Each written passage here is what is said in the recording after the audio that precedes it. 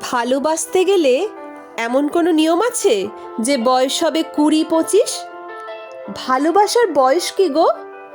16 যেমন তেমন করে 60 এসেও ফল্গুধারা বইতে পারে। 60 এসে হৃদয় বড় কাঁপতে পারে, প্রেমার্ত সব আঙুলগুলো কাঁপতে পারে আলিঙ্গনে। 60 এসেও বুকের জলে প্লাবন ওঠে।